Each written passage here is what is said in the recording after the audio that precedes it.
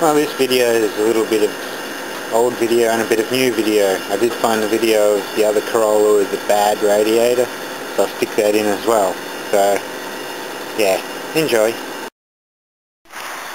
Well, this video is just to respond to a lot of comments and to apologise to all my viewers because I haven't responded on a couple of videos. It's just I haven't had time. So I'm sorry about that, but hopefully this video answers some questions. I was asked, how do spark plugs just pop out? Well, in this case, they weren't tightened properly. And after about, I'd say, 4,000 kilometres, that number 3 plug just slowly managed to vibrate its way out. So it just slowly unscrews itself from thermal expansion and contraction, as well as the shock from the piston going up and down. So the spark plug would just be rattling the whole time. So I'm lucky it didn't tear all the threads out, which could happen. The other reason spark plugs can pop out is incorrectly fitted, as in stripped in and damaged the thread. And also some cars just have soft heads and they like to pop plugs. So I heard that some old Fords do it. As well as that, some old Mercedes you just got to be careful to tighten them properly, otherwise they do work their way out. So that's how spark plugs came out, and especially if the cap is a little bit loose, like not a good contact like this one is, so it doesn't grip the top of the plug and stop it turning, and this one's a bit loose. So yeah, that's why that one came out and the rest stayed in. Now to radiators. Plastic tank radiators, especially in this country with our climate, it gets hot.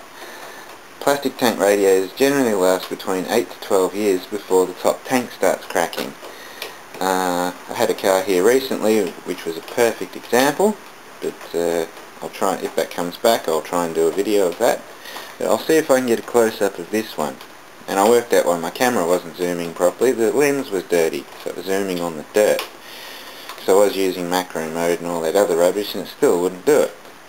So I've given the lens a bit of a clean.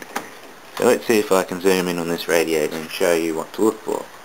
And this is very early in its sign. Well, here we go. There's a close-up of the radiator and you can see... hang on, I'm trying to do this whilst holding a light at the same time. As you can see there, it's starting to crack up. And that's from the plastic itself degrading.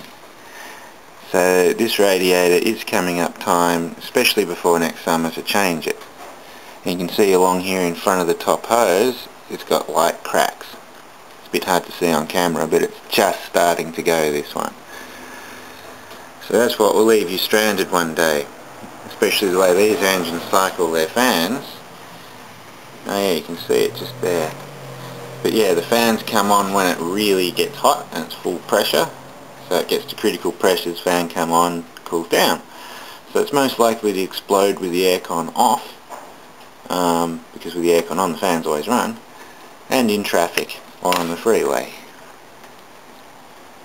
So there we go, that's what to look for.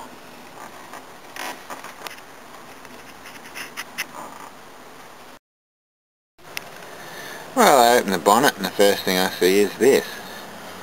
This radiator is well past its change date. Feel that cracking in it? Oh, is that horrible? Ugh, someone needs new brakes. Yeah, this is about to explode. Good thing it hasn't been a hot summer. It's about to go pop. This is from South Australia too, so this car's probably had a hard life. And all the hoses are original, they need to be done.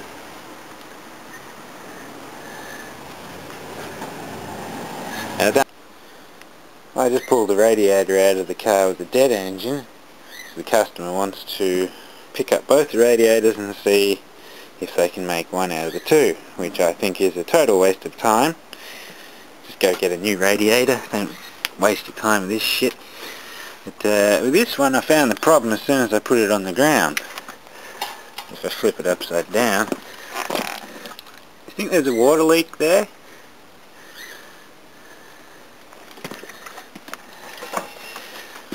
It's got a huge crack all the way down here on the tank. You can see the tank moves. Yeah. So that's gone pop. Like it hadn't been leaking. You can't see any signs of leaking. It's just exploded on the freeway.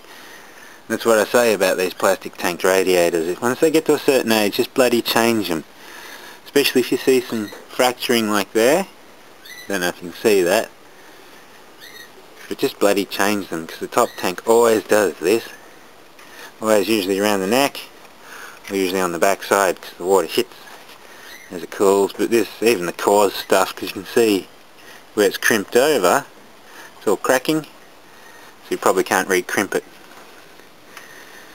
So I'll tell the customer if he's being cheap, we'll just clean this one and see how long it lasts, but I'm sure this will probably do the same thing soon. I reckon this is a replacement radiator anyway. It's not the same core as that. It's got all these, looks aftermarket.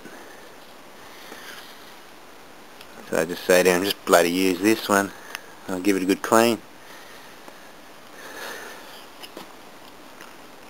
Well, that's unless bit of rust in there. Ah, bugger it, he can pick them both up and send them out and see what happens. This one's been squished a little bit. See, it's not straight.